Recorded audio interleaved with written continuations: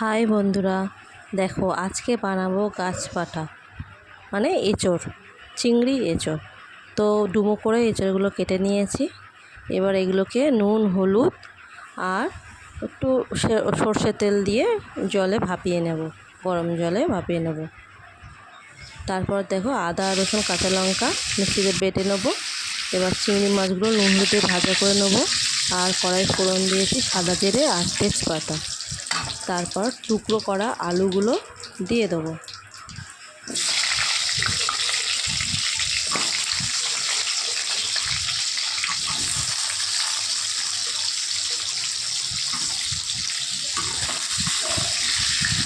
আলুগুলো একটু লাল লাল করে ভেজে নেব। তো আমি পেঁয়াজটা দিতে ভুলে গেছিলাম, তারপরে অ্যাড করে দিলাম আলুর সঙ্গে, একসঙ্গেই ভাজা ভাজা করে নেব। তারপরে দেখো মিক্সিতে বেটে রাখা আদা রসুন কাঁচা লঙ্কা ওটা দিয়ে দেবো।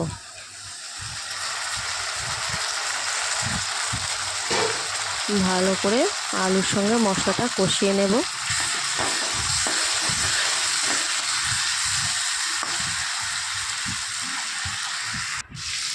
তারপর টমেটো দিয়ে দেবো। ভালো করে নাড়াচাড়া করে নুন হলুদ লঙ্কার গুঁড়ো জিরে ধনের গুঁড়ো দিয়ে দেবো একসঙ্গে। তারপর মশলাটা ভালো করে আলুর সঙ্গে কষিয়ে নেব।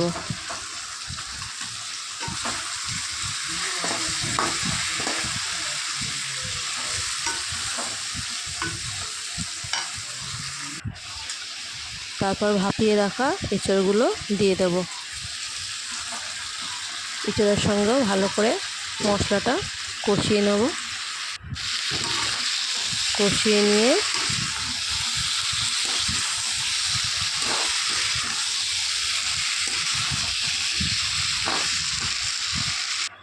জল দিয়ে দেবো আর চিংড়ি মাছ ভেজে রাখাগুলো দিয়ে দেবো। চিংড়ি মাছটা দিয়ে দেবো।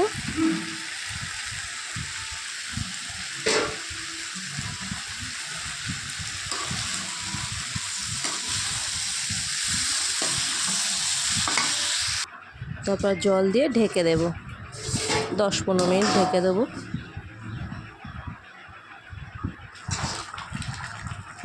তারপর ঢাকনা খুলে একটু গরম মশলা আর চেরা কাঁচা লঙ্কা দিয়ে দেবো।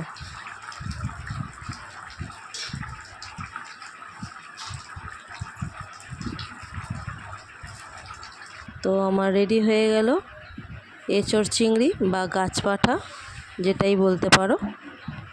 তো ভিডিওটা ভালো লাগলে লাইক করো, কমেন্ট করো, শেয়ার করো আর সাবস্ক্রাইব করো। Thank you.